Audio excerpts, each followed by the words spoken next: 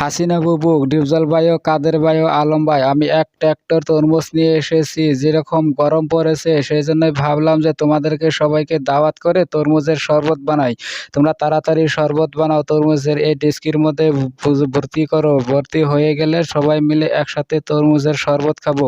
তাড়াতাড়ি হাত চালাও তোমরা। মোদিজি, তুমি আমাদের সবাইকে দাওয়াত করেছো তরমুজের শরবত খাওয়ানোর জন্য, কিন্তু তুমি এক ট্রাক্টর তরমুজ নিয়ে এসেছো। সেই তরমুজের শরবত বানাতে তো অনেক কষ্ট লাগছে, অনেক মেহনত লাগছে আমাদের। আরে কাদের ভাই, তরমুজের শরবত বানাতে গেলে তো কষ্ট করতেই হবে, মেহনত করতেই হবে। আরে পরে খাইতে গেলে তো মজা লাগবে, খুব ভালো লাগবে, বুঝতে পেরেছো? তাড়াতাড়ি ডেস্কি বোঝাই করো, সারাদিন খাবো, শেষ হবে না, বুঝতে পেরেছো? মোদিজি, তুমি একটা কথা বলো, তুমি এক ট্রাক্টর তরমুজ কোথা থেকে নিয়ে এসেছো? কোথায় থেকে কিনে নিয়ে এসেছো তুমি এত তরমুজ? আরে আলম ভাই, মমতা দিদি এবার তরমুজের খেতি করেছে অনেকটা, আমি সেখান থেকেই তোমাদের জন্য এক ট্রাক্টর তরমুজ নিয়ে এসেছি, বুঝতে পেরেছো?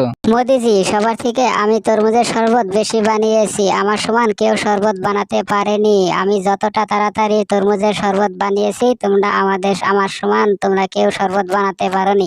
কিন্তু মোদিজি, তুমি এই শরবতের মধ্যে এই ডেস্কির মধ্যে বরফ ঢালো। বরফ ঢাকলে ঠান্ডা হবে, খাইতে অনেক ভালো লাগবে। আরে হাসিনা বুবু, বরফ ঢালবো, কিন্তু তুমি একটু অপেক্ষা করো আর অল্প শরবত বানিয়ে নাও। যখন 12টা 1টা বেজে যাবে, অনেক গরম পড়বে, তখন শরবতের মধ্যে বরফ ঢালে সবাই একসাথে খাবো। আর এখনো যদি বরফ দিয়ে দেই তারপরে তো গরম হয়ে যাবে, তখন শরবত খাইয়ে কি লাভ হবে বলো? মোদিজি, তুমি একটা কথা বলো, তুমি এই গরমের মধ্যে তরমুজের শরবত বানানোর আইডিয়া কোথা থেকে পেয়েছো? কিন্তু মোদিজি, আমার কাছে তোমার এই শরবত বানানোর আইডিয়া আমার কাছে খুব ভালো লাগতেছে, খুব ফুর্তি লাগতেছে আমার।